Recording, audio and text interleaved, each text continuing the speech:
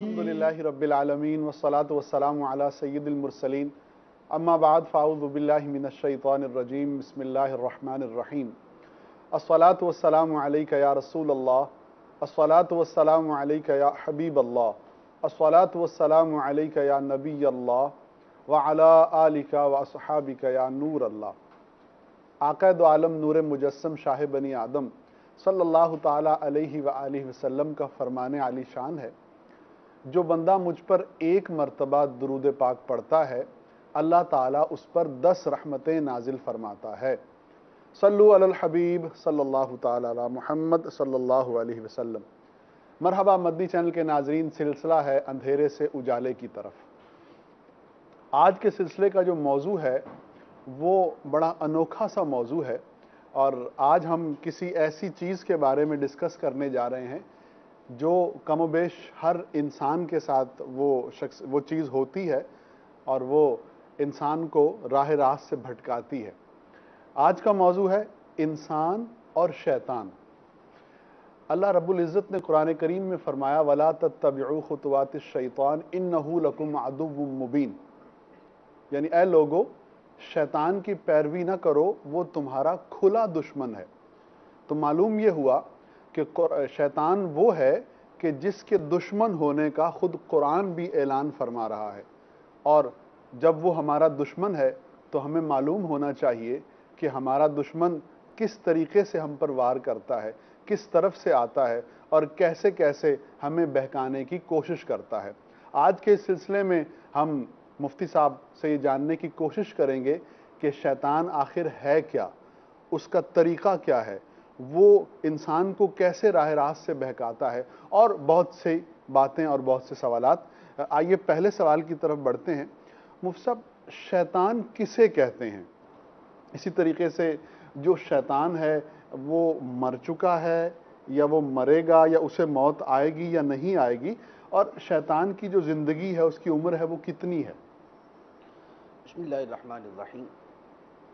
लफ्ज़ शैतान जो है अरबी ज़बान का लफ्ज़ है और इसका जो लुग़त के एतबार से माना है वो होता है दूर, दूर होना, या जो शायद दूर है तो उसके ऊपर अरबी ज़बान के एतबार से शीन, तौ और नून का मादा इस्तेमाल किया जाता है।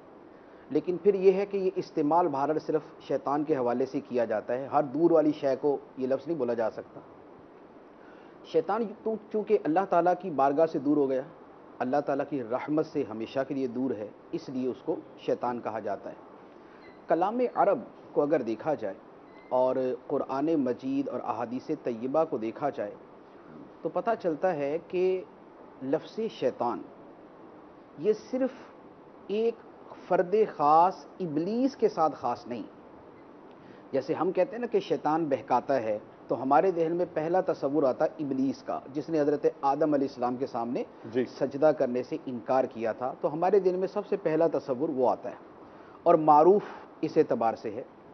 लेकिन कलाम अरब में हर वो शय जो निहायत सरकश और निहायत ही बदखसलत और निहायत शरीर है, उसके लिए ये लफ्ज़ इस्तेमाल होता है। ठीक। अब मिसाल के तो हत्ता कि अगर कोई जानवर भी बहुत शरीर हो, बड़ा सरकश हो, कोई बात ही ना मानता हो, हर चीज़ में अड़ता हो, तो अगरचे वो जानवर हो उसके लिए भी लफ्ज़ शैतान इस्तेमाल करते हैं। ठीक। सरकश ऊँट के लिए भी लफ्ज़ शैतान का इस्तेमाल कलाम अरब के अंदर मौजूद है।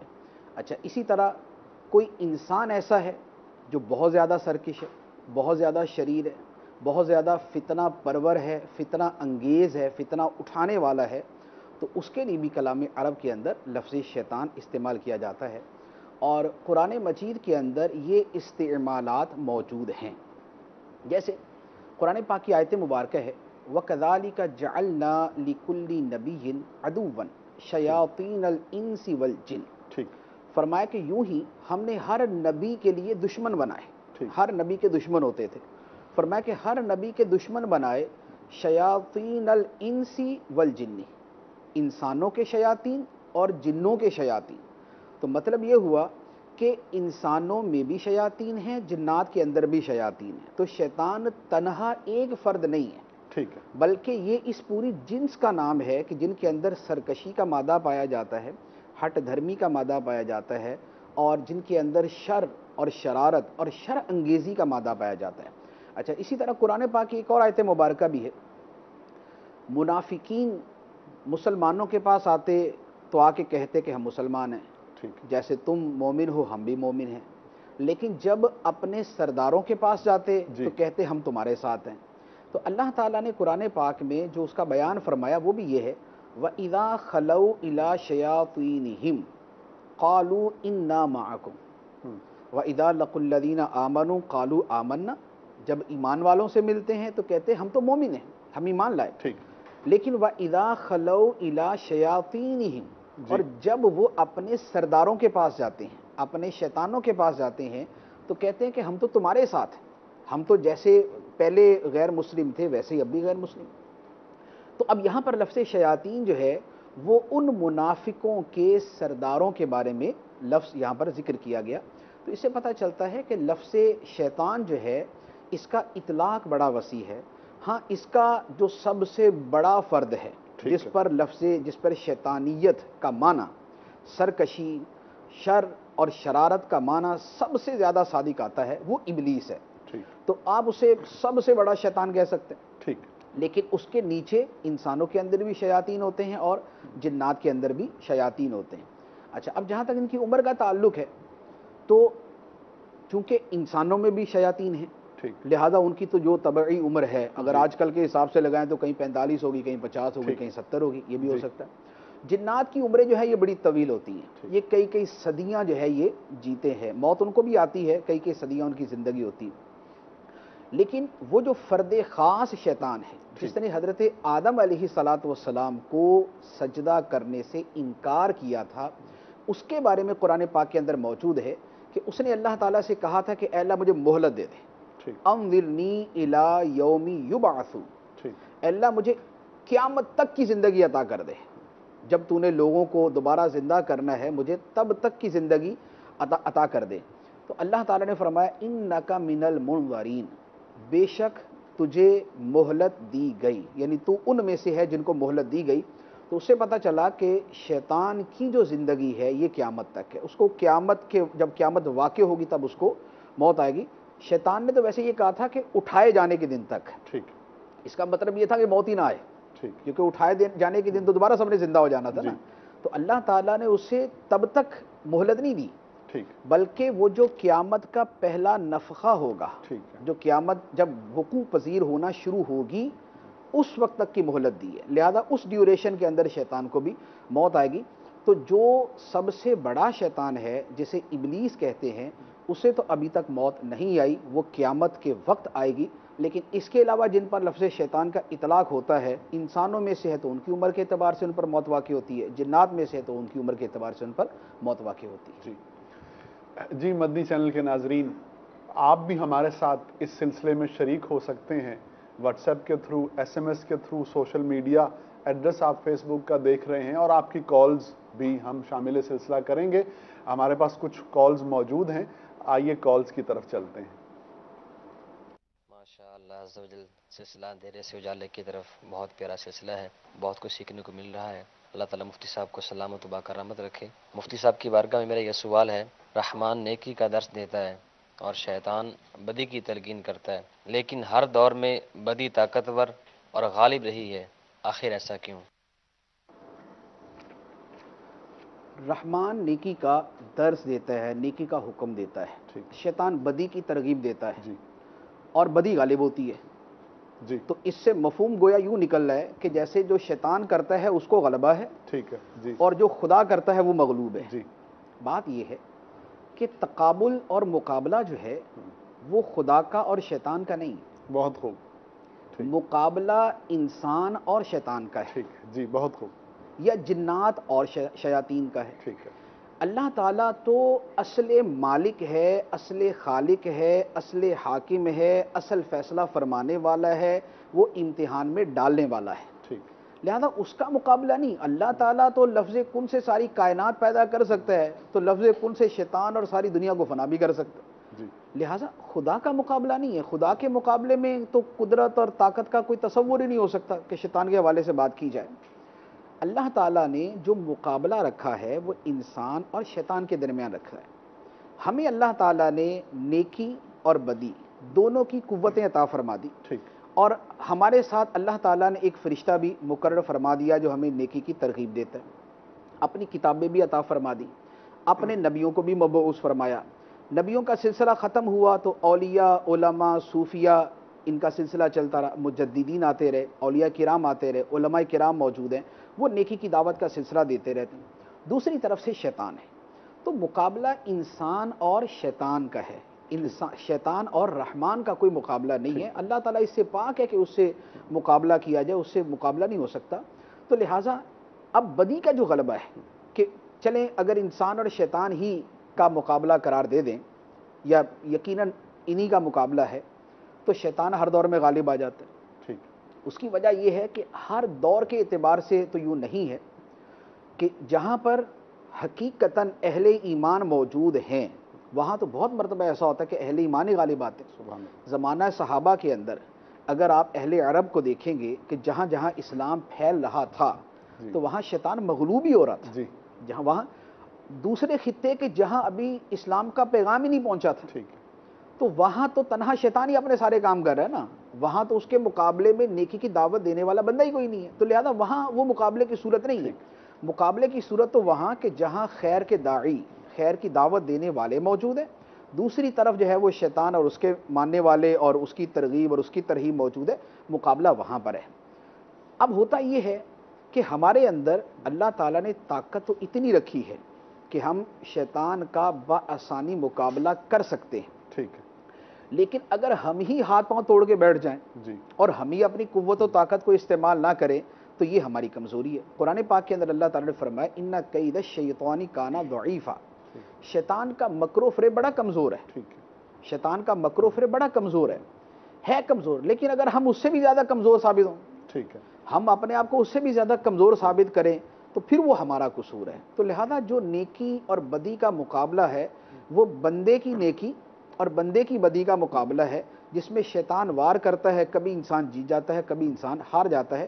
تو اسے رحمان اور شیطان کے مقابلے کے اعتبار سے نہیں دیکھا جا سکتا. جی. نیکسٹ کال چلا دیجیے. مولانا صاحب, جیسا کہ ہم آپ ہی لوگوں کے منہ سے سنتے ہیں کہ اللہ عز و جل انسان کے شرک سے بھی زیادہ قریب ہے, پھر وہ 70 ماؤں سے زیادہ پیار بھی کرتا ہے, لیکن شیطان کو انسان کو گمراہ کرنے کے لیے زبردست قوت بھی دی ہے. اس متضاد رویے کی کیا وجہ ہے, ارشاد فرما دیجیے. دیکھیں اس میں تضاد تو خیر نہیں ہے. ٹھیک. اللہ تعالیٰ انسان کی شہرگ سے زیادہ قریب ہے. ٹھیک. یہ قرآن پاک کے اندر ہے, نحن اقرب الیہ من حبل الورید. فرمایا کہ ہم بندے کی شہرگ سے بھی زیادہ اس کے قریب ہیں. لیکن اللہ تعالیٰ بندے کی شہرت سے زیادہ قریب ہے اپنے علم کے اعتبار سے کہ ہم اپنی ذات کو اتنا نہیں جانتے جتنا خدا ہمیں جانتا ہے. ہم اپنی ذات پر اتنی قدرت نہیں رکھتے جتنا خدا ہماری ذات پہ قدرت رکھتا ہے. تو اللہ تعالیٰ کا ہماری شہرت سے زیادہ قریب ہونا تو اس اعتبار سے. اب اس میں شیطان کو طاقت دینے کے ساتھ تو آپس میں کوئی تضاد ہے ہی نہیں. ٹھیک. جو ہم نے کم از کم منطق یا مختلف چیزوں میں پڑھا ہے کہ تقابل تضاد, تقابل عدم و ملکہ جو بھی ہوتا ہے, وہ یہاں پر تو وہ پایا نہیں جا رہا. اللہ تعالیٰ شارک سے زیادہ قریب ہے علم اور قدرت کے اعتبار سے. اچھا, اللہ تعالیٰ ماں سے بڑھ کر انسان سے پیار کرتا ہے.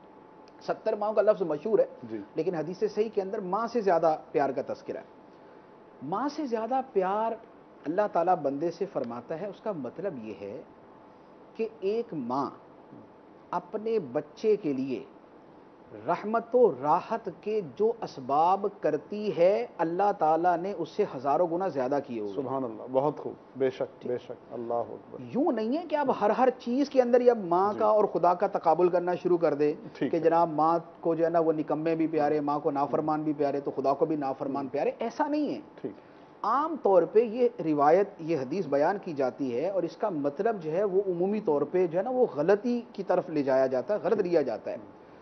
مراد یہ ہے کہ ماں جس قدر اسباب آرام و راحت اپنی اولاد کے لیے کرتی ہے اس سے زیادہ اللہ تعالیٰ نے اسباب آرام و راحت, دنیا و آخرت کی رحمت, دنیا و آخرت کی ہدایت, دنیا و آخرت کی آسانیوں کے اسباب بندے کے لیے پیدا کیے ہوئے.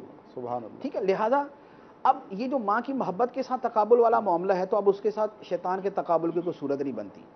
اب رہی یہ بات کہ جب بندہ جب اللہ تعالیٰ اتنا پیار فرماتا ہے تو اس نے شیطان کو پیدا ہی کیوں کیا؟ تو دیکھیں اس میں یہ ہے کہ اللہ تعالیٰ نے دنیا کو دارالامتحان بنایا، دارالامتحان بنایا۔ امتحان کے اندر ہی اگر آپ ماں کا رویہ دیکھ لیں جی تو آپ اس کو تھوڑا سا سمجھنے کے لیے میں ایک چیز عرض کر رہا ہوں۔ ماں کی اولاد کے ساتھ محبت یہ ہے کہ اسے بہترین ٹیچر پرووائڈ کرے، ٹھیک ہے، اسے گھر پہ پڑھنے کا کہے کہ بیٹا پڑھا کرو، اسٹڈی کیا کرو، ہوم ورک کیا کرو، محنت کرو، تیاری کرو۔ یہ نہیں ہوگا کہ امتحان والے دن جو ہے وہ ماں اس کو اس کا پرچہ بھی حل کر کے دے دے، ٹھیک یا جو ہے ممتحن کو بول دے کہ تم نے پرچہ بہت آسان بنانا ہے، ٹھیک یا اس کو جو ہے وہ نقل مارنے کے لیے پرچیاں اس کی جیب میں ڈال دے۔ یہ ماں کی شفقت نہیں کہلاتی۔ تو دنیا دارالامتحان ہے۔ ٹھیک اس امتحان کے لیے اللہ تعالیٰ نے رحمت یہ فرمائی کہ ہمیں یہ بتا دیا کہ امتحان کس کس چیز کا ہے، لہذا اس کے اعتبار سے تیاری کر لو۔ بہت خوب، جس چیز سے تیاری کرنی ہے اللہ تعالیٰ نے وہ چیزیں ہمیں فراہم کر دی۔ جی۔ ہمیں اللہ تعالیٰ نے اپنے نبی عطا فرمائے، اپنی کتابیں عطا فرمائیں، اپنی ہدایت ہمیں عطا فرمائی، ہمارے سامنے قرآن موجود ہے، حدیثیں موجود ہیں، وعد و نصیحت کرنے والے موجود ہیں۔ یہ سارے کی ساری چیزیں اللہ تعالیٰ نے ہمیں ماں سے بڑھ کر عطا فرما دی۔ جی اب یہ نہیں ہے کہ ہم بولے کہ جناب چونکہ اللہ تعالیٰ اتنا پیار کرتا ہے لہذا امتحان ہی نہ لے، نہیں، وہ تو اس دنیا کی جو تکوینی حکمت ہے وہ اس کے خلاف ہو جائے گا۔ ٹھیک ہے، دنیا کے بارے میں یہ ڈیسائیڈڈ ہے کہ یہ دارالامتحان ہے، یہاں امتحان ہے۔ امتحان کے اندر بندے کو محنت کرنی ہی کرنی ہے، لہذا اس امتحان کے لیے اللہ تعالیٰ نے پھر شیطان کو بھی طاقت اور قوت عطا فرمائی ہے کہ وہ بندے کو اس اعتبار سے ورغلانے کی کوشش کرتا ہے، اور بندے کو صلاحیت عطا فرمائی ہے کہ وہ اس کا مقابلہ کرنے کی کوشش کرتا ہے۔ بہت خوب۔ مدنی چینل کے ناظرین، یہ ہے صحیح مفہوم اس بات کا کہ اللہ کریم اپنے بندوں سے ماؤں سے زیادہ بھی محبت فرماتا ہے، ماں سے زیادہ محبت فرماتا ہے۔ تو اس کا جو درست مفہوم ہے وہ مفتی صاحب نے بہت خوبصورتی سے بیان کر دیا۔ اچھا مفتی صاحب، پچھلے سوال کے جواب میں آپ نے شیاطین الانس والجن اس حوالے سے گفتگو فرمائی کہ شیطان جو ہے وہ انسانوں میں بھی ہوتے ہیں، جنوں میں بھی ہوتے ہیں۔ تو ایک سوال ذہن میں آتا ہے کہ انسان جو ہے ان کی تخلیق مٹی سے ہوئی ہے، فرشتے وہ نور سے پیدا ہوئے، تو جو شیطان ہے وہ کس چیز سے پیدا کیا گیا؟ شیطان کس سے پیدا کیا گیا یہ قرآن پاک کے اندر موجود ہے۔ ٹھیک، ایک جگہ پر تو خود شیطان کا اپنا بیان ہی موجود ہے، جب اللہ تعالیٰ نے فرشتوں سے فرمایا اور شیطان سے فرمایا کہ آدم علیہ السلام کو سجدہ کرو، تو شیطان انکار کر دیا۔ اللہ تعالیٰ نے فرمایا کہ کیوں تو نے سجدہ نہیں کیا، جب میں نے تجھے حکم دیا اس کے باوجود تو نے سجدہ کیوں نہیں کیا؟ تو اس نے آگے سے جو آرگیو کیا، جو آرگومنٹ آگے سے دیا، اس نے کہا کہ خلقتنی من نار و خلقتہ من طین۔ ٹھیک، اے اللہ میں تو اس سے بہتر ہوں، انا خیر منہ، میں آدم سے بہتر ہوں، ٹھیک، تو نے مجھے آگ سے پیدا کیا اور اسے مٹی سے پیدا کیا۔ ٹھیک، تو یہاں پر بڑا واضح طور پہ خود قرآن پاک کی آیت کے اندر موجود ہے کہ شیطان آگ سے پیدا کیا گیا، جسے اس نے کہا خلقتنی من نار، جی۔ تو نے مجھے آگ سے پیدا کیا۔ ایک بات۔ دوسری بات یہ ہے کہ شیطان جن ہے، ٹھیک ہے، قرآن پاک کی آیت کے اندر ہی موجود ہے کان من الجن، کہ اس کا تعلق جنات سے ہے۔ اور جنات کے بارے میں اللہ تعالیٰ نے قرآن پاک میں ارشاد فرمایا والجان خلقناہ من قبل من نار السموم، ٹھیک، کہ انسانوں سے پہلے ہم نے جنوں کو پیدا کیا بغیر شعلے والی آگ کے، ٹھیک، بغیر شعلے والی آگ سے اللہ تعالیٰ نے جنوں کو پیدا کیا، اور یہ جنوں کی پیدائش انسانوں سے پہلے تھی۔ اچھا، اسی طرح ایک اور جگہ فرمایا خلق الجان من مارج من نار، سورہ رحمان کے اندر فرمایا کہ اللہ تعالیٰ نے جنوں کو پیدا کیا من مارج من نار، آگ کے بغیر دھوئیں والے شعلے سے پیدا کیا۔ تو یہ دونوں آیتیں جو ہے، یعنی شیطان نے جو خود کہا وہ بھی، اس کے علاوہ جو اللہ تعالیٰ نے تخلیق کا بیان فرمایا اس کے اندر بھی ہے کہ شیطان جو ہے یہ آگ سے پیدا کیا۔ تو یہ چونکہ جن، اس کی جنس جو ہے وہ جنات ہے، یہ جنات میں سے ایک جن ہے، اور جنات جو ہے وہ اللہ تعالیٰ نے آگ سے پیدا کیے۔ تو انسان مٹی سے ہے، فرشتے نور سے ہیں، اور جنات آگ سے پیدا کیے گئے۔ ایک کنفیوژن آ جاتا ہے، جیسے آپ نے فرمایا کہ جن ہے، جن آگ سے پیدا کیا گیا، تو اگر یہ جن ہے تو جو قرآن میں سجدے کا حکم ہے وہ تو فرشتوں کے لیے تھا، وَإِذْ قُلْنَا لِلْمَلَائِكَةِ اسْجُدُوا لِآدَمَ، کہ فرشتوں سے کہا گیا کہ تم سجدہ کرو۔ تو جب یہ حکم فرشتوں کے لیے ہے اور ابلیس جو ہے وہ جنات میں سے ہے، تو گویا یہ حکم اس کے لیے تھا ہی نہیں۔ جب اس نے سجدہ نہیں کیا تو اسے تو حکم ہی نہیں ملا وہ سجدہ کیوں کرے۔ تو پھر سجدہ نہ ملنے پر اس کو سزا کیسی؟ دیکھیں یہ اشکال جو ہے تفسیر کی کتابوں میں یہ ذکر کیا جاتا ہے ٹھیک کہ قرآن پاک کی جو آیات مبارکہ ہیں اس موضوع کے اوپر، جی ایک جگہ اذ قال ربک للملائکۃ اسجدوا لآدم، ٹھیک ہے ایک جگہ ہے وَإِذْ قُلْنَا لِلْمَلَائِكَةِ اسْجُدُوا لِآدَمَ، اور جب ہم نے فرشتوں سے کہا، اور جب تیرے رب نے فرشتوں سے کہا، ٹھیک تو اب اس کے اوپر یہ سوال آتا ہے کہ جب حکم ہی فرشتوں کو ہے ٹھیک ہے اور شیطان کے بارے میں ہم یہ کہہ رہے ہیں اور قرآن پاک میں موجود ہے کہ شیطان فرشتہ نہیں تھا، جی کان من جن تھا، الجن، جی یہ جن تھا، کان من الجن، یہ جن جی تھا، جنوں کو تو حکم نہیں تھا، فرشتوں کو حکم تھا۔ ٹھیک ہے اب جو حکم ہے ہی کسی اور کو، جی اور اس کو ہے ہی نہیں، اگر یہ اس پہ نہیں عمل کرتا تو اس کو سزا کس بات کی ہے، اس کو وعید کس بات کی؟ اس کے بارے میں عرض یہ ہے کہ قرآن پاک کی آیت کے اندر جب یہ بیان کیا گیا کہ اور جب ہم نے فرشتوں سے فرمایا آدم کو سجدہ کرو، ٹھیک فسجدوا، سب نے سجدہ کیا، الا ابلیس، سوائے ابلیس کے۔ اس کا مطلب یہ ہوا کہ اللہ تعالیٰ نے اب اس کو بغیر اس کو حکم کے تو سزا نہیں دی۔ جی اگر اللہ تعالیٰ نے اس کو سزا دی اور اس سے پوچھا کہ تو نے کیوں نہیں آدم کو سجدہ کیا، جیسے آیت کے اندر ہی موجود ہے کہ تو نے کیوں نہیں سجدہ کیا جبکہ میں نے تجھے حکم دیا تھا، اذ امرتک، جب میں نے تجھے حکم دیا تھا تو نے کیوں نہیں سجدہ کیا؟ تو قرآن پاک کی دوسری جگہ پر آیت کے اندر ہی موجود ہے کہ اللہ تعالیٰ نے فرمایا تھا کہ جب میں نے تجھے حکم دیا تو نے کیوں سجدہ نہیں کیا؟ اس سے پتہ چلا کہ شیطان کو بھی سجدے کا حکم تھا، للملائکہ کے الفاظ کے اندر نہیں تھا، ٹھیک لیکن دوسری جگہ پہ اللہ تعالیٰ خود فرماتا ہے کہ جب میں نے تجھے حکم دیا تھا تو کیوں نہیں سجدہ کیا؟ ٹھیک۔ تو اس سے پتہ چلا کہ اسے بھی حکم تھا۔ جی۔ آئیے زیادہ سے زیادہ یہ کہہ سکتے ہیں کہ جہاں فرشتوں کا تذکرہ ہے وہاں شیطان کا تذکرہ نہیں ہوا، لیکن اگر ایک جگہ تذکرہ نہیں ہوا اور دوسری جگہ وہ تذکرہ موجود ہے تو اس سے ثابت ہو گیا کہ شیطان کو بھی حکم دیا گیا تھا۔ ایک بات یہ، دوسرا یہ ہے کہ جو فرشتے ہیں ان کا مقام و مرتبہ بلند ہے، ٹھیک، جنات کا مرتبہ ان سے نیچے ہے۔ اب اس کو یوں سمجھ لے کہ جب ایک ایسا کام کہ جس کے کرنے کا بڑوں کو بھی حکم دیا جا رہا ہے تو چھوٹے تو خود بخود اس کے اندر شامل ہو جائیں گے۔ جی، جیسے ہم یہ کہیں کہ بھائی میرے کمرے کے اندر بڑے سے بڑا افسر بھی آئے گا نا تو نوک کر کے اور اجازت لے کے آئے گا، ٹھیک ہے، تو اس کا یہ مطلب نہیں ہے کہ اب چوکیدار ایسے منہ اٹھا کے چلا رہا وہ بولے آپ نے بڑے بڑے افسر بولا تھا۔ ٹھیک ہے، بڑے بڑے اس کا مطلب کیا ہوتا ہے؟ ہر بندہ سمجھتا ہے کہ جب ایسا جملہ کہا جائے کہ بھائی میرے کمرے میں بڑے سے بڑا افسر بھی آئے گا ٹھیک ہے، تو پوچھ کے آئے گا اور پرمیشن لے کے آئے گا، جی، تو اس کا مطلب یہ ہوا کہ جب بڑوں کو بلا اجازت آنے کی اجازت نہیں ہے تو جو چھوٹے ہیں ان کو بطریق اولا بغیر اجازت آنے کی اجازت نہیں ہے۔ جی، تو یہاں پر بھی یوں ہے کہ فرشتے بھی ہیں، جنات بھی ہیں۔ اللہ تعالیٰ نے فرمایا کہ فرشتوں کرو سجدہ، ٹھیک، آدم کو سجدہ کرو، اور مقصد کیا تھا؟ آدم علیہ السلام کی عظمت کا اظہار اور اس کا ظہور۔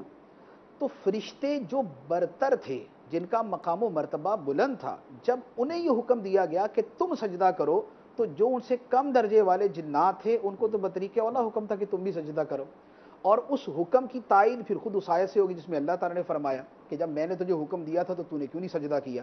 تو یہ دلیل ہے اس بات کی کہ شیطان کو بھی سجدہ کرنے کا حکم دیا گیا تھا۔ جی مدنی چینل کے ناظرین، آپ بھی ہمارے اس سلسلے میں اپنی کالوں کے ذریعے اور واٹس ایپ کے ذریعے، اپنے ایس ایم ایس کے ذریعے اور فیس بک کے تھرو شریک ہو سکتے ہیں۔ اگر آپ کے ذہن میں کوئی سوال ہے، کوئی اشکال ہے، آپ پوچھنا چاہتے ہیں تو ان فورمز کو ضرور استعمال کیجئے، آپ ہماری اسکرین پر دیکھ سکتے ہیں۔ جی کال ہے، چلا دیجئے۔ ماشاء اللہ عز و جل، بہت ہی پیارا سلسلہ ہے اندھیرے سے اجالے کی طرف۔ میرا مفتی صاحب کی بارگاہ میں سوال ہے کہ شیطان ایک ہے یا زیادہ؟ شیطان ایک ہے یا زیادہ؟ جی، شیطان جو ابلیس ہے وہ تو ایک ہی ہے، جس کا نام ابلیس ہے وہ ایک ہی ہے، لیکن آگے اس کی ذریت ہے وہ بھی شیاطین ہی، جیسے قرآن پاک کی آیت بھی شیاطین الانس والجن، انسانوں کے شیاطین اور جنات کے شیاطین۔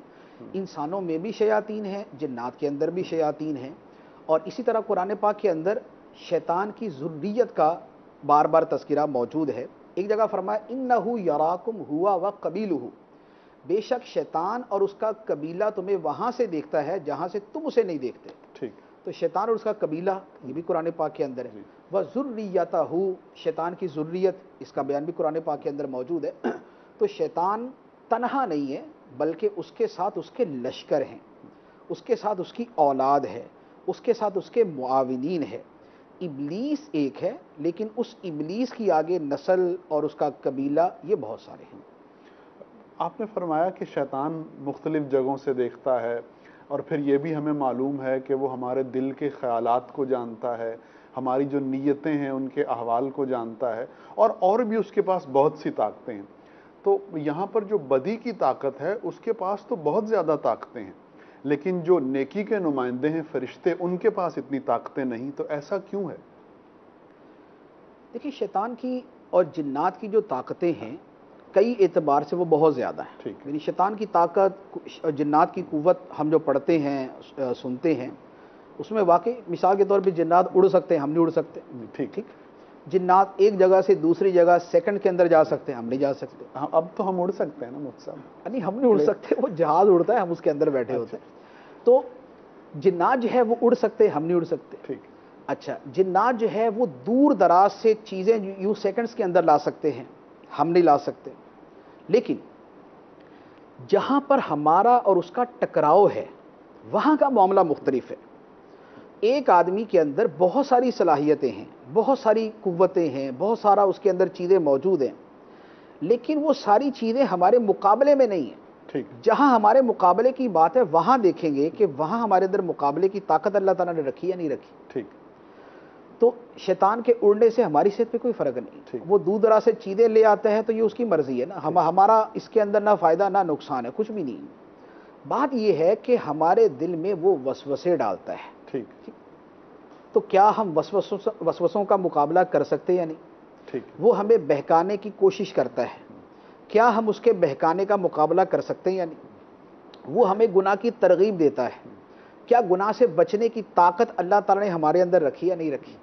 اگر آپ اصل مقابلے والی جگہ کے اعتبار سے دیکھیں ٹھیک ہے تو اس جگہ کے اندر آ کے پتہ چلے گا کہ انسان کو طاقت اللہ تعالیٰ نے پوری پوری دیا مقابلے کی. ٹھیک. اس کو یوں سمجھ لیں، دو پہلوانوں کا مقابلہ ہے. ایک پہلوان کھرپتی ہے اور ایک پہلوان بیچارہ لکھپتی بھی نہیں. ٹھیک ہے. ایک پہلوان کے پاس محلات ہیں، ٹھیک.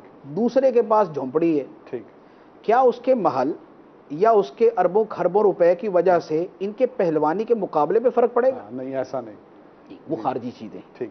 وہ ساری اس کی صلاحیتیں، اس کی طاقتیں وہ خارجی ہیں، اس کی جو پاورز ہیں وہ خارجی ہیں.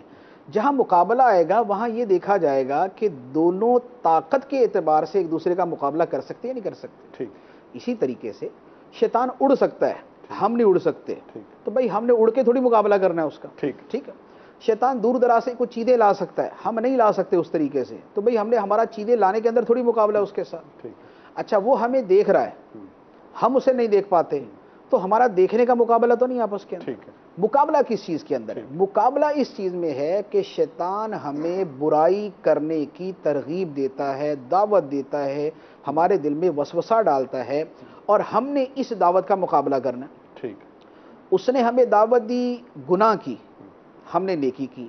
اس نے کہا نماز چھوڑ دو، ہمیں نماز پڑھنے کی طاقت اللہ تعالیٰ نے دی. اس نے کہا گانے سنو، ہمیں اللہ تعالیٰ نے گانے نہ سننے کی طاقت دی. اس نے کہا بدکاری کرو، اللہ تعالیٰ نے ہمیں بچنے کی طاقت دی ہوئی ہے. اس نے کہا سود کھاؤ، اللہ تعالیٰ نے ہمیں رزق حلال کے ذریعے عطا فرمائے. اس نے کہا شراب پیو، ہمیں اللہ تعالیٰ نے بچنے کی طاقت دی ہوئی ہے. تو دیکھیں جہاں مقابلہ ہے وہاں پر شیطان کی طاقتیں ہم پر حاوی نہیں ہیں. ٹھیک ہے. ہم پر حاوی اس صورت میں ہوتی ہیں کہ جب ہم ہی ٹھنڈے ہو کے بیٹھ جائیں. ٹھیک.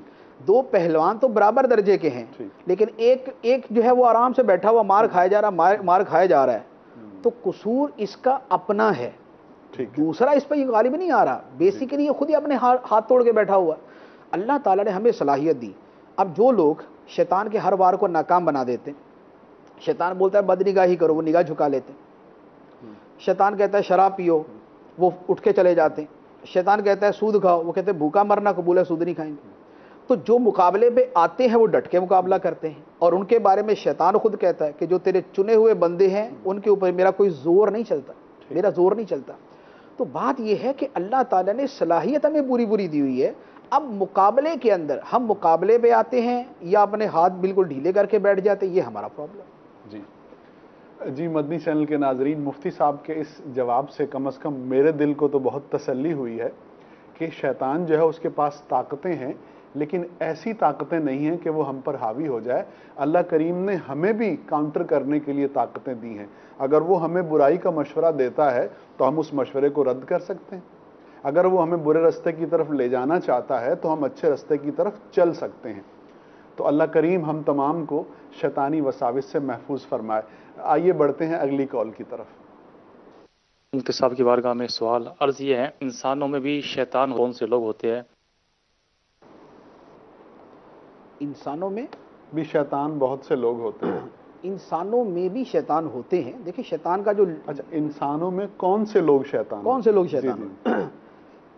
شیطان کا معنی میں نے عرض کیا جو کلام عرب کے اندر ہے کہ جو نہایت سرکش ہے، نہایت بدخصلت ہے اور نہایت شریر ہے، وہ شیطان ہے۔ اب جو خدا رسول کے مقابلے میں سرکشی اختیار کرتے ہیں، جو انتہائی شر انگیز اور فتنہ باز لوگ ہیں، لوگوں کے درمیان لڑائیاں کروانا، ان میں دنگا فساد کروانا، ان کو آپس کے اندر لڑوانا، جو یہ کام کرتے ہیں تو انسانوں کے اندر وہ شیطان ہے۔ اب نبی پاک علیہ الصلوۃ والسلام کے زمانے میں جو منافقین کے سردار تھے وہ کیا کرتے تھے کہ وہ اپنے لوگوں کو پہلے سے کہہ کے رکھتے تھے کہ تم نے بات نہیں ماننی، تم نے سن کے آ جانا ہے اور بس وہاں بول دینا کہ جی ہم نے اسلام قبول کر لیا، ہم نے ایمان قبول کر لیا، لیکن دل سے قبول نہیں کرنا اور بعد میں پھر مسلمانوں کو ورگلانا۔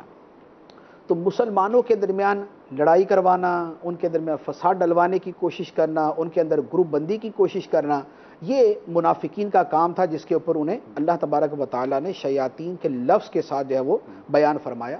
تو جو لوگ بھی سرکش ہیں، جو فتنہ انگیز ہیں، جو گمراہی پھیلاتے ہیں، جو شیطانیت پھیلاتے ہیں، جو بے حیائی پھیلاتے ہیں، جو مسلمانوں کے اندر تباہی اور بربادی چاہتے ہیں، یہ سارے کے سارے وہ ہیں کہ جن پر شیاطین کا اطلاق ہوتا ہے۔ جی نیکسٹ کال چلا دیجیے۔ شیطان کو کس چیز نے روکا تھا کہ آدم کو سجدہ نہ کریں؟ شیطان کو کس چیز نے روکا تھا؟ جی شیطان کو اس کے نفس نے روکا تھا۔ ٹھیک ہے۔ شیطان کو اس کے نفس نے روکا تھا۔ انسان کی برائی کی طرف جو رغبت ہوتی ہے اس کے پیچھے دو عوامل ہیں، ٹھیک، ایک شیطان اور ایک نفس۔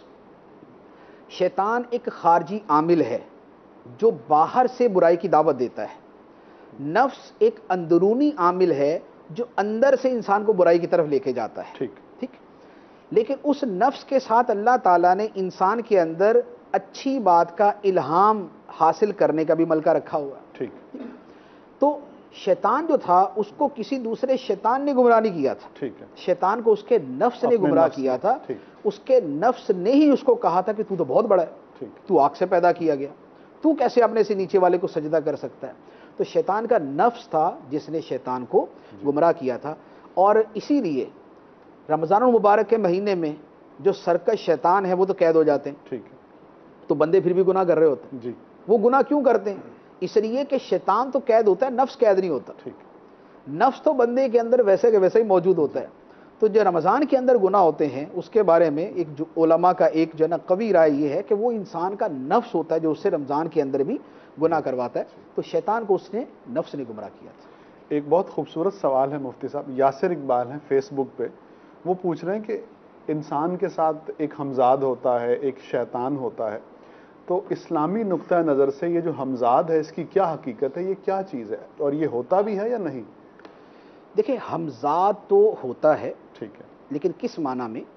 احادیث طیبہ کے اندر موجود ہے کہ ہر انسان کے ساتھ اللہ تعالیٰ نے ایک فرشتہ مقرر فرمایا، ٹھیک، اور ایک اس کے ساتھ جن مقرر فرمایا جسے قرین کہتے ہیں۔ جی، ٹھیک، فرشتے کا کام یہ ہوتا ہے کہ وہ انسان کو اچھی بات کی تلقین کرتا ہے، ٹھیک، دل میں جو اچھے خیالات آتے ہیں وہ اس فرشتے کی طرف سے آتے ہیں، ٹھیک، الہام خیر اسے کہا جاتا ہے، اور ویسے اس کو ملہم کہا جاتا ہے، الہام کرنے والا۔ دوسرا انسان کے ساتھ جن ہوتا ہے، شیطان ہوتا ہے، جو انسان کو برے برے خیالات اس کے دل میں ڈالتا ہے، برائی اس کے سامنے خوبصورت کر کے پیش کرتا ہے، اس کا دماغ جو ہے نا الٹی سیدھی چیزوں کی طرف لے کے جاتا ہے، اس کے دماغ میں چیزیں ڈالتا ہے کہ دیکھ، جس کو دیکھنا ناجائز ہے اس کو دیکھنے کی ترغیب دیتا ہے۔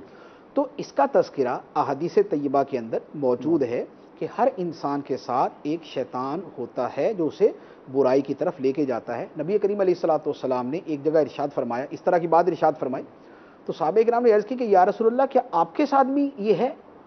تو سرکار علیہ الصلوۃ والسلام نے فرمایا کہ ہاں میرے ساتھ بھی تھا، لیکن وہ مسلمان ہو گیا، اللہ تعالیٰ نے اسے اسلام کی توفیق عطا فرما دی، یہ کہ مجھے اس سے سلامتی میں رکھا، تو اب وہ مجھے برائی کی بات میری طرف نہیں القاء کرتا۔ تو لہذا ہر انسان کے ساتھ یہ ہمزاد والا معاملہ جو یہ ہے۔ جی اچھا مفتی صاحب، شیطان دل میں وساوس ڈالتا ہے اور شیطان مختلف طریقوں سے ہم پہ حملہ کرتا ہے، شیطان ہمارا دشمن ہے، تو کیا اللہ رب العزت نے اس دشمن کے خلاف ہمیں کوئی شیلڈ بھی دی ہے، کوئی ڈھال بھی دی ہے کہ اس کو ہم استعمال کریں اور اس دشمن سے بچ جائیں؟ دیکھیں شیطان کے خلاف ڈھال تو اللہ تعالیٰ نے ہمیں عطا فرمائی ہے۔ سب سے پہلی بات تو یہ ہے کہ بذات خود یہ جو مشہور ہمارا جملہ ہے اعوذ باللہ من الشیطان الرجیم، میں پناہ لیتا ہوں اللہ کی شیطان مردود کے شر سے، یہ جو تعوذ ہے یہ شیطان کے مقابلے میں بہت بڑا ہتھیار ہے۔ اسی لیے کبھی وسوسے آئیں تو یہ اعوذ باللہ من الشیطان الرجیم آپ بار بار پڑھنا شروع کر دیں، وہ آپ کے وسوسے ختم ہو جائیں گے، کیونکہ شیطان اس سے بھاگ جاتا ہے۔ یہ شیطان کے لیے ایک ہتھیار کی طرح ہے، شیطان کے مقابلے میں ایک ہتھیار کی طرح شیطان بھاگ جاتا ہے۔ ایک تو یہ، دوسرے نمبر پر یہ ہے کہ کچھ ایسی جنرل چیزیں ہیں کہ جس انسان کے اندر وہ ہوتی ہیں وہ شیطان سے بڑا جاندار انداز کے اندر مقابلہ کر لیتا ہے۔ وہ کیا ہے؟ خوف الہی، جس کے دل میں خدا کا ڈر موجود ہے، شیطان کا ہر وار جو ہے نا یوں پھسل کے گزر جاتا ہے، سبحان اللہ، کیونکہ اللہ کا ڈر جو ہے وہ اسے شیطان کے ہر وار سے محفوظ کر دیتا ہے۔ ایک آدمی کے دل و دماغ کے اندر یہ رچا بسا ہے کہ اللہ تعالیٰ مجھے دیکھ رہا ہے اور میرے گناہوں پر مجھے جہنم کی سزا دے گا۔ اب گناہ کی کوئی ترغیب سامنے آتی ہے تو یہ جو اس کا ایمان کامل ہے، جو خوف خدا کی صورت میں، یہ جو استحضار قلبی کی صورت میں جو اس کے دل کے اندر یہ بات موجود ہے، یہ اسے اس گناہ سے روک دے گی۔ تو خوف خدا بذات خود ایک بہت شاندار چیز ہے مقابلے کے لیے۔ اچھا اسی طرح موت کی یاد، بڑی بڑی خواہشات کو ختم کرنے کے لیے موت کی یاد بڑی شاندار چیز ہے۔ موت کی یاد اگر دل کے اندر رچی بسی ہے تو آپ غور کر لیں، ایک آدمی کے سامنے جتنی مرضی برائی کی ترغیب آ جائے، لیکن اگر اس کے دماغ کے اندر موت گھوم رہی ہے نا تو اس کے لیے وہ برائی جو ہے نا وہ کہے گا بھائی چھوڑ دو، میں اس برائی کی طرف نہیں آ سکتا۔ تو موت کی یاد جو ہے یہ بھی بذات خود اتنی اعلیٰ چیز ہے۔ اچھا تیسرے نمبر پر یہ ہے کہ اچھی صحبت، نیک صحبت، یہ بہت ہی اعلیٰ چیز ہے شیطان سے بچنے کے لیے۔ جو نیک لوگوں کی صحبت ہوتی یہ گویا اللہ تعالیٰ کی طرف سے شیطان سے بچنے کے لیے قلعے ہوتے ہیں۔ سبحان اللہ، ایسا ہی جب تک بندہ اس نیکوں کی صحبت کے اندر بیٹھا ہوا ہے وہ گویا ایک قلعے کے اندر محصور ہے، ایک قلعے کے اندر محفوظ بیٹھا ہوا، اور شیطان کا وار جو ہے وہ اس قلعے کی دیوار پار کر کے نہیں آتا۔ اس لیے نیک صحبت جو ہے یہ بڑی اعلیٰ درجے کی چیز ہے۔ آپ دیکھیں جیسے دعوت اسلامی کے ماحول کے اندر ہی آپ دیکھیں کہ جو اسلامی بھائی، جو لوگ اجتماع میں آتے ہیں اور مختلف صحبتیں اختیار کرتے ہیں ان کی نیکی میں مسلسل اضافہ ہوتا رہتا ہے۔ بے شک۔ اچھا لیکن جو یہ چھوڑ کے گھروں میں بیٹھ جاتے ہیں، آپ نے دیکھا ہوگا کچھ عرصے بعد ان کے عمل میں کمی آنا شروع ہو جاتی ہے۔ ایک بندہ پابندی کے ساتھ اجتماع میں آتا تھا، نمازیں بھی پڑھتا تھا، ذکر و درود کی بھی عادت تھی، گناہوں سے بچنے کا بھی ذہن تھا، خوف خدا کی باتیں بھی تھیں، علم دین کا بھی سیکھنے کا جذبہ تھا، یہ سب ہوتا ہے، آتا رہتا ہے، یہ نیکی کا جذبہ بڑھتا رہتا ہے۔ لیکن جب وہ اپنے گھر میں بیٹھ جاتا ہے، اجتماع میں آنا چھوڑ دیتا تو آہستہ آہستہ نمازوں سے سستی، پہلے جماعت چھوڑتا ہے، پھر اس کے بعد فجر چھوٹنا شروع ہوتی ہے، پھر اس کے بعد دیگر نمازیں چھوٹنا شروع ہو جاتی، پھر اس کے بعد دیگر گناہوں کی طرف جانا شروع ہو جاتا ہے، اور نتیجہ یہ ہوتا ہے کہ آہستہ آہستہ بالکل شیطان کے چنگل کے اندر جا پھنستا ہے۔ تو اچھی صحبت اور نیک اجتماعات اٹینڈ کرنا جو ہے یہ بھی شیطان سے بچنے کا بہت بڑا ذریعہ ہوتے ہیں۔ اچھا بعض چیزوں کے اندر یہ بھی ہوتا ہے، بعض جگہ پر علم بہت فائدہ مند ہوتا ہے۔ سبحان اللہ، جیسے شیطان کا وار صرف عملی اعتبار سے نہیں ہوتا، علمی اعتبار سے بھی ہوتا ہے۔ عمل کے اندر تو یہ ہے نا کہ انسان سے برائی کروا دے، علم کے اندر یہ ہوتا ہے کہ انسان کو کوئی گمراہی والا عقیدہ وہ اس کے دل کے اندر بٹھا دے، وہاں پر علم جو ہے پھر اس کی بچت کرتا ہے کہ آدمی اپنے علم سے جو ہے وہ اس وار سے بچ جاتا ہے۔ جی، مدنی چینل کے ناظرین، اگر مفتی صاحب کے جواب کا کنکلوژن کیا جائے تو تعوذ، اعوذ باللہ پڑھتے رہنا کثرت کے ساتھ، بالخصوص جب شیطانی وساوس زیادہ ہو جائیں، اور اس کے بعد جو ہے آپ نے جو فرمایا وہ خوف خدا ہے۔ اور خوف خدا کیسے انسان کے دل میں پیدا ہوتا ہے؟ آپ قرآن کریم کا مطالعہ کیجئے، احادیث کا مطالعہ کیجئے، بالخصوص احیاء العلوم کا مطالعہ کریں کہ جو شخص امام غزالی رحمۃ اللہ تعالی کی کتب کو پڑھتا ہے اس کے دل میں اللہ سبحانہ و تعالیٰ کا جو خوف ہے وہ ضرور پیدا ہوتا ہے، اور پھر اس کے بعد اچھی صحبت ہے اور علم ہے۔ مفتی صاحب، انسان پر شیطان جو ہے وہ وساوس کے ذریعے حملہ کرتا ہے، اور ایک سوال جو یہاں پر پیدا ہوتا ہے، کیا ہر انسان پر شیطان حملہ کرتا ہے؟ یعنی انبیاء بھی انسان ہیں، اولیاء بھی انسان ہیں، اور میرے جیسے عام آدمی بھی انسان ہیں، تو کیا ان تمام کیٹیگریز پر شیطان جو ہے وہ حملہ کرتا ہے؟ دیکھیں، شیطان حملہ تو ہر ایک پر کرنے کی کوشش کرتا ہے، لیکن کامیابی اسے کہاں ملتی ہے؟ وہ وہ وہیں پر ملتی ہے کہ جو انبیاء علیہ الصلوۃ والسلام کے علاوہ ہے۔ ٹھیک، کیونکہ جو اللہ تعالیٰ کے چنے ہوئے بندے ہیں ان کے حوالے سے تو قرآن پاک کے اندر موجود ہے کہ خود شیطان نے کہا تھا کہ اے اللہ، تیرے چنے ہوئے بندوں پر میرا کوئی زور نہیں ہے، تیرے چنے ہوئے بندوں پر میرا کوئی زور نہیں۔ اور اللہ تعالیٰ نے بھی اسے فرمایا تھا کہ ان عبادی لیس لک علیہم سلطان، جو میرے خاص بندے ہیں ان کے اوپر تیرا کوئی قابو نہیں ہے۔ وسوسے شیطان ڈالتا ہے، ٹھیک، لیکن اللہ تعالیٰ انبیاء علیہ الصلوۃ والسلام کی ان وسوسوں سے حفاظت فرماتا ہے۔ تو شیطان کے وسوسے بہرحال موجود، اور آدم علیہ الصلوۃ والسلام کو شیطان نے وسوسہ ڈالا تو وہ ایک تکوینی حکمت کے اعتبار سے وسوسہ اس نے ڈالا بھی، اور اس کا اثر بھی ہوا، اور اس کے آگے کے معاملات بھی ہوئے، لیکن بہرحال وسوسہ وہ ہر ایک کو ڈالتا ہے۔ جی، کالز کے سلسلے کی طرف بڑھتے ہیں۔ جی، کال چلا دیجئے۔ جب اللہ تبارک تعالیٰ قرآن کریم میں فرماتا ہے کہ میرے حکم کے بغیر کوئی قطر بھی نہیں ہل سکتا، آیا یہ ہم سوچ سکتے ہیں کہ یہ شیطان نے بھی تو اللہ کے حکم سے سرکشی کی ہے؟ دو چیزیں ہوتی ہیں۔ حکم کا اصل مطلب جو ہوتا ہے نا وہ دو طرح ہوتا ہے۔ ایک حکم یہ ہوتا ہے کہ کسی کو یہ کہا جائے کر، کسی کو یہ کہا جائے کر۔ ٹھیک ہے، اللہ تعالیٰ نے شیطان کو یوں حکم نہیں دیا کہ کر۔ ایک ہوتا ہے حکم الہی، سے مراد ہوتا ہے قضاء الہی، تقدیر الہی، کہ اللہ تعالیٰ نے ایسے لکھا ہوا تھا جیسے ہونا تھا، تو یہ اس کے اعتبار سے وقوع ہوا۔ حکم الہی کے بغیر پتہ نہیں ہلتا، یہ لفظ ہوتا ہے مشیت الہی کے اعتبار سے۔ ٹھیک ہے، اللہ کی مشیت یعنی اس کے چاہے بغیر کچھ نہیں ہوتا، اس کے چاہے بغیر کچھ نہیں ہوتا۔ لیکن اس کی چاہت یوں نہیں کہ اللہ تعالیٰ چاہتا ہے بندہ یہ کرے اور پھر بندہ اس کی وجہ سے مجبور ہو کے کرتا ہے، ایسا نہیں۔ بندے نے وہ کام کرنا ہوتا ہے، یا کسی بھی مخلوق نے وہ کام کرنا ہوتا ہے، اللہ تعالیٰ نے اپنے علم ازلی سے اس کو پہلے لکھا ہوا ہوتا ہے، اور بندہ جب اس کام کو کرنے کا ارادہ کر کے اس کے لیے قدم اٹھاتا ہے تو اللہ تعالیٰ اس فعل کو پیدا کر دیتا ہے، اس کو خلق کر دیتا ہے۔ اسے اصطلاح کے اعتبار سے کہا جاتا ہے کہ خلق یعنی مخلوق جو ہے، مخلوق کسی کام کا کسب کرتی ہے، یعنی اسے کرنے کے لیے اسباب فراہم کر کے اسے کرنے کی کوشش کرتی ہے، تو اللہ تعالیٰ اس فعل کو وجود میں لے آتا ہے۔ ٹھیک ہے، لہذا یہ کسب اور خلق کے اعتبار سے ہے۔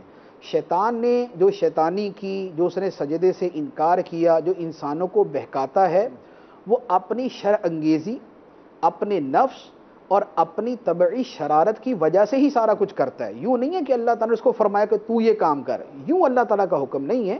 ہم مشیت الہی کے اعتبار سے کہہ سکتے ہیں۔ جی، شیطان کے وجود کے حوالے سے لوگ مختلف سوالات کرتے ہیں۔ وہ نظر نہیں آتا تو ہم اسے مانیں کیسے؟ اس کا کوئی حصی وجود نہیں ہے۔ بعض لوگ کہتے ہیں کہ شیطان جو ہے وہ بدی کی طاقت کا نام ہے، یہ کوئی موجود چیز نہیں ہے، تو کیا یہ درست ہے؟ یہ بعض لوگ کہتے ہیں کہ شیطان بدی کی قوت کا نام ہے۔ ٹھیک، انسان کے اندر اچھائی کی بھی طاقت ہے، برائی کی بھی طاقت ہے، تو جو انسان کے اندر برائی کی طاقت ہے اس کا نام شیطان، ایسا نہیں۔ ٹھیک ہے، شیطان کا باقاعدہ حصی وجود ہے۔ حصے سے مراد یہ ہے کہ جیسے انسان کا اپنے گوشت پوست کے ساتھ وجود ہے، ٹھیک ہے، فرشتوں کا نور کی روشنی، نور اور روشنی کی صورت میں وجود ہے، اسی طرح جن کا آگ کے ساتھ ایک باقاعدہ وجود موجود ہے، اور اسے یہ کہنا کہ محض بدی کی طاقت کا نام جو ہے وہ شیطان ہے، یہ سراسر باطل ہے اور قرآن مجید کی آیات کا انکار ہے۔ وجہ یہ ہے کہ دیکھیں قرآن پاک کے اندر اللہ تبارک و تعالی نے واضح طور پہ فرمایا، یہ پورا واقعہ بیان کیا، ٹھیک ہے، آدم علیہ السلام کا مقابلے کے اندر ابلیس شیطان تھا، کیا وہ انسان کی بدی کی قوت اور طاقت کا وہاں پر کیا سارا کچھ ہو رہا تھا؟ نہیں کیا ایسا- آدم علیہ السلام نیکی کی طاقت کا نام ہے؟ ٹھیک، ایسا نہیں۔ آدم علیہ السلام ایک وجود ہے، ایک ہستی ہے، اس کے مقابلے کے اندر شیطان بھی ایک فرد تھا، ایک باقاعدہ وجود تھا جسے حکم دیا گیا کہ تم آدم علیہ السلام کو سجدہ کرو، اور وہاں پر باقاعدہ الفاظ وہ موجود ہے قرآن پاک کے کہ خلقتنی من نار، شیطان نے کہا کہ اے اللہ تو نے مجھے آگ سے بنایا۔ ٹھیک ہے، تو آگ کوئی حسی شے کا نام ہے یا محض وہمی شے کا نام ہے؟ یہ باقاعدہ ایک محسوس شے ہے۔ جی اچھا، اسی طریقے سے اللہ تعالیٰ نے انسان کی تخلیق کو جدا بیان کیا اور جنات کی تخلیق کو جدا بیان کیا۔ ایسا نہیں ہے کہ انسان کے وجود کے اندر ہی کوئی شیطان رکھا ہوا ہے، نہیں، انسان کی تخلیق جدا اور جنات کا پیدا ہونا جدا۔ قرآن پاک کی آیت مبارک ہے، فرمایا وَلَقَدْ خَلَقْنَا الْإِنسَانَ مِنْ صَلْصَالٍ مِّنْ حَمَإٍ مَسْنُونٍ، ہم نے انسان کو پیدا کیا بجتی ہوئی مٹی سے، کھنکھناتی مٹی سے جس سے آواز نکلتی۔ وہ کھنکھناتی مٹی کس چیز سے بنی تھی؟ فرمایا من حمأ مسنون، وہ ایک ایسے گارے سے بنی تھی جس سے بو آتی تھی۔ یعنی جب آدم علیہ السلام کا خمیر گوندا گیا تو پہلے تو وہ ایک گوندی ہوئی مٹی ہوتی ہے ٹھیک ہے، وہ اس صورت میں تھی، اور اس کے اندر جو مٹی کی مہک ہوتی ہے وہ والی تھی۔ پھر وہ جب پختہ ہوئی تو جیسے مٹی سخت ہو کے بجنا شروع ہو جاتی ہے، ٹھیک ہے، پھر وہ والی بن گئی۔ تو فرمایا کہ ہم نے انسان کو بجتی ہوئی مٹی سے پیدا کیا۔ یہ بیان کر کے اب اگلی آیت کے اندر بیان فرمایا وَالْجَانَّ خَلَقْنَاهُ مِن قَبْلُ مِن نَارِ السَّمُومِ، ٹھیک ہے، فرمایا اور انسان سے پہلے ہم نے جن کو پیدا کیا، ٹھیک ہے، انسانوں سے پہلے ہم نے جنات کو پیدا کیا۔ کس سے پیدا کیا؟ من نار السموم، ٹھیک، بغیر دھویں والے آگ کے شعلے سے۔ ٹھیک ہے، تو آپ دیکھیں قرآن پاک کتنی صراحت، کتنی وضاحت کے ساتھ یہ بیان فرما رہا ہے کہ ہم نے انسان کو پیدا کیا اور فلاں شے سے پیدا کیا، ہم نے جنات کو پیدا کیا اور فلاں شے سے پیدا کیا۔ تو جب قرآن مجید اتنے واضح انداز میں دونوں کی تخلیق کو بیان کرتا ہے تو یہ کیسے ہو سکتا ہے کہ انسانوں کا وجود تو ہم مان لیں حصی اور شیطانوں اور جنوں کا وجود مان لیں مانوی؟ یہ نہیں ہے۔ اچھا، اسی طرح ایک بڑی مشہور آیت دوسری بھی ہے، اللہ تعالیٰ نے فرمایا وَمَا خَلَقْتُ الْجِنَّ وَالْإِنسَ إِلَّا لِيَعْبُدُونَ، میں نے جنوں اور انسانوں کو نہیں پیدا کیا مگر اس لیے کہ وہ میری عبادت کریں۔ تو اب دیکھیں وَمَا خَلَقْتُ الْجِنَّ، جنات کی تخلیق کا ذکر علیحدہ، وَالْإِنسَ اور انسانوں کی پیدائش کا تذکرہ علیحدہ کیا، تو پتہ چلا کہ انسان اور مخلوق ہے، جنات اور مخلوق ہیں، ان دونوں کی تخلیق کا تذکرہ ہو۔ جی مدنی چینل کے ناظرین، شیطان کا وجود ہے اور حصی وجود ہے۔ جیسے انسان مٹی سے بنا ہے اور فرشتوں کی تخلیق نور سے ہوئی ہے، تو شیطان کو آگ سے پیدا کیا گیا ہے۔ کالز بھی کچھ موجود ہیں، میں چاہوں گا کہ ہم کالز کی طرف چلیں، تو کال چلا دیجئے۔ محمد عمیر اتاری باب المدینہ کراچی سے۔ مفتی صاحب سے سوال ہے کہ جب شیطان بھی آگ سے بنا ہے تو اسے جہنم میں آگ کا عذاب کس طرح ہوگا؟ Very interesting question. جہنم کے اندر آگ کا بھی عذاب ہے اور ٹھنڈک کا بھی عذاب ہے، ٹھیک ہے، ٹھیک ہے، جہنم میں دونوں ہی عذاب ہے۔ یہ قرآن پاک کے اندر زمہریر کا جو تذکرہ جی، قرآن پاک کے اندر ہے تو وہ برفانی عذاب ہے، وہ لہذا پاسبل ہے کہ انسانوں کو جو ہے وہ جو عذاب ہے وہ آگ کے ذریعے ہے، جنات کو جو ہے اس ٹھنڈ کے ذریعے۔ دوسری بات یہ ہے کہ اللہ تعالیٰ کی قدرت سے یہ کوئی بعید نہیں ہے کہ وہ آگ سے بنے ہوئے جنات کو، آگ سے بنے ہوئے شیاطین کو آگ کے ذریعے ہی عذاب دے۔ جی بے تو شک، خدا کی قدرت سے یہ کوئی بعید چیز نہیں ہے، جی۔ ایک آگ کے اوپر اس سے زیادہ شدید آگ مسلط کی جا سکتی ہے۔ اچھا مفتی صاحب، جب کوئی وجود موجود ہوتا ہے تو وجود ضرور کسی جگہ ہوتا ہے۔ ہم انسان ہیں، ہم اپنے گھروں میں رہتے ہیں، شیطان کہاں رہتا ہے؟ شیطان کہاں رہتا ہے؟ جی، ایک ہے ابلیس، ٹھیک ہے، جسے مطلق شیطان جب ہم بولتے ہیں نا تو ابلیس مراد ہوتا ہے۔ ایک ہے شیاطین، ٹھیک اس کا کنبہ قبیلہ اور اس کی ذریت، اس کی اولاد، اس کے معاونین، اس کے مددگار، یہ سارے جو عام شیاطین ہیں وہ تو بہت ساری جگہوں پہ ہوتے ہیں، ٹھیک ہے، عام طور پہ گندگی اور غلاظت والی جگہوں پر ہوتے ہیں. اسی لیے آپ دیکھیں کہ حدیث مبارک ہے جب واش روم کے اندر جائیں، استنجا وغیرہ کے لیے جائیں تو جانے کی دعا کیا ہے؟ اللہم انی اعوذ بک من الخبث والخبائث. یہاں خبث اور خبائث جو ہے یعنی مذکر خبیث اور مؤنث خبیث، تو یہاں پر اس سے مراد جنات اور جنی ہیں. ٹھیک تو یہ جو گندگی کی جگہ، غلاظت کی جگہ ہے، یہ وہاں پر ہوتی. اسی طرح جنگل و بیابانوں کے اندر بھی ہوتے ہیں. اسی طرح کئی جنات ایسے ہوتے ہیں جو گھروں میں بھی ہوتے ہیں لیکن وہ ضرر نہیں پہنچاتے. اسی طرح جنات جو ہے وہ سمندروں پر بھی ہوتے ہیں، جزیروں پر بھی ہوتے ہیں، ویران جگہوں پر بھی ہوتے ہیں، جنگلات کے اندر بھی ہوتے ہیں.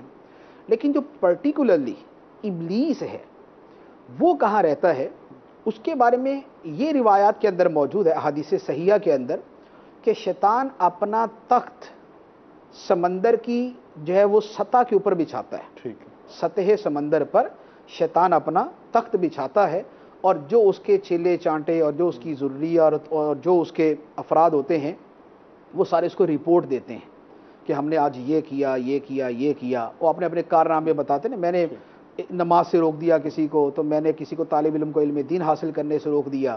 تو حدیث مبارک کے اندر الفاظ ہے کہ وہ شیطان کے جتنے بھی چیلے ہوتے ہیں، شیطان کے سب سے زیادہ مقرب وہ ہوتا ہے جو میاں بیوی میں جدائی ڈالنے والا ہے، جو فتنہ پیدا کرتا ہے، جس کا فتنہ زیادہ ہوتا ہے، وہ شیطان کا سب سے زیادہ مقرب ہوتا ہے. تو شیطان کا سطح سمندر پر تخت بچھانے کا تذکرہ یہ احادیث طیبہ کے اندر موجود ہے.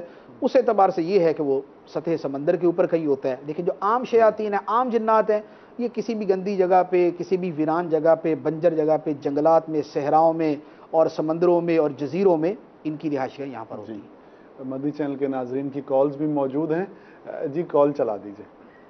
اگر کوئی آدمی برائی کر رہا ہو یا کوئی شرارتیں کر رہا ہو، کسی کو تکلیف دے رہا ہو، تو اس کو ایسے کوئی اگر شیطان کہے تو اس کے بارے میں کیا حکم ہو؟ شخص معین کو تو شیطان نہیں کہنا چاہیے. شر انگیز اور شر پسند آدمی شیطان ہوتا ہے، یہ ٹھیک ہے. اچھا، اسی طرح جو مسلمانوں کے عقیدے خراب کرنے والے ہیں ان کے لیے شیطان کا اطلاق کیا جا سکتا ہے. جو اعلانیہ طور پہ ظلم و ستم کرتے ہیں، فتنے پھیلاتے ہیں، ان کے لیے بھی شیطان کا لفظ استعمال کیا جا سکتا ہے. لیکن محض کہ کوئی اچھلتا کودتا ہے اور پھدکتا پھر رہا ہے اور اس کے لیے لفظ شیطان استعمال کرنا یہ درست نہیں ہے. دل آزاری کی صورت ہوگی تو گناہ بھی ہوگا.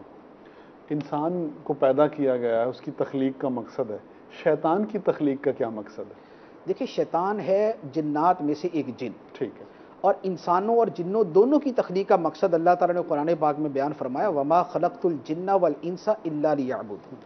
میں نے جن اور انسان کو اس لیے پیدا کیا کہ وہ میری عبادت کریں. تو جنات اور انسانوں کی تخلیق کا اصل مقصود وہ تو ہے اللہ تعالیٰ کی عبادت. اسی عبادت کا حکم شیطان کو بھی ہے. ٹھیک ہے، لیکن یہ ہے کہ اس نے اب سرکشی کی انتہا کر دی اور وہ بالکل شیطانیت کی انتہا کو پہنچ گیا، وہ اس کا میٹر ہے. اب یہ ہے کہ حکمت تکوینیہ، ایک یہ ہے حکمت تشریعیہ کہ اللہ تعالیٰ نے جو پیدا فرمایا اس پیدا فرمانے کا مقصد یہ تھا کہ لوگ یہ کریں. ایک یہ ہے کہ شیطان ایسا ہوا کہ اس نے انکار بھی کیا، پھر وہ شیطان اکبر بنا، پھر اس کے بعد اس کی آگے شیطانیت پھیلی، وہ لوگوں کو گمراہ کرتا ہے، اللہ تعالیٰ نے اسے اختیار دیا، قدرت دی. یہ سب کیا ہے؟ تو یہ ہے لوگوں کا امتحان.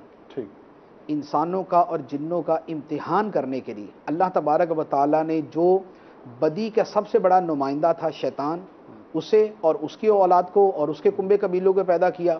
اس کے مقابلے کے اندر جو خیر کے سب سے بڑے نمائندے ہیں اللہ تعالیٰ کے نبی، پھر نبیوں کے بعد جو ان کے غلام، ان پر ایمان رکھنے والے، اللہ تعالیٰ نے ان کو پیدا کیا. تو یہ دارالامتحان ہے جس کے اندر ایک طرف شر ہے اور دوسری طرف خیر ہے. اور بطور خاص ابلیس جو ہے، ابلیس کا اپنا مقصد کیا ہوتا ہے کہ وہ لوگوں کو کیوں دعوت دیتا ہے؟ اس کے بارے میں قرآن پاک کے اندر فرمایا گیا کہ انما یدعو حزبہ لیکونوا من اصحاب السعیر. شیطان جو لوگوں کو دعوت دیتا ہے کہ آؤ میری طرف، میری بات مانو، میرے کہنے پہ چلو، اس کا مقصد یہ ہوتا ہے کہ جیسے میں تو جہنمی ہوا ہوں، اب میں بقیہ سب کو بھی جہنمی بناؤں گا. تو وہ لوگوں کو اپنے گروہ میں شامل کرنے اور ان کو بھی جہنم میں ڈالنے کے لیے لوگوں کو دعوت دے رہا ہوتا ہے. جی مدنی چینل کے ناظرین، امید ہے یہ سلسلہ آپ کو بہت پسند آیا ہوگا. آج کے سلسلے کے سوالات بہت ہی زیادہ دلچسپ تھے اور مجھے خود بھی بہت زیادہ سیکھنے کو ملا ہے، اور امید کرتا ہوں کہ مدنی چینل کے ناظرین کو بھی بہت کچھ سیکھنے کو ملا ہوگا۔ وقت ختم ہو چکا ہے، انشاءاللہ اگلے سلسلے کے ساتھ دوبارہ حاضر ہوں گے۔ اللہ کریم ہمارا حامی و ناصر ہو۔ صلو علی الحبیب صلی اللہ تعالی علی محمد صلی اللہ علیہ وسلم۔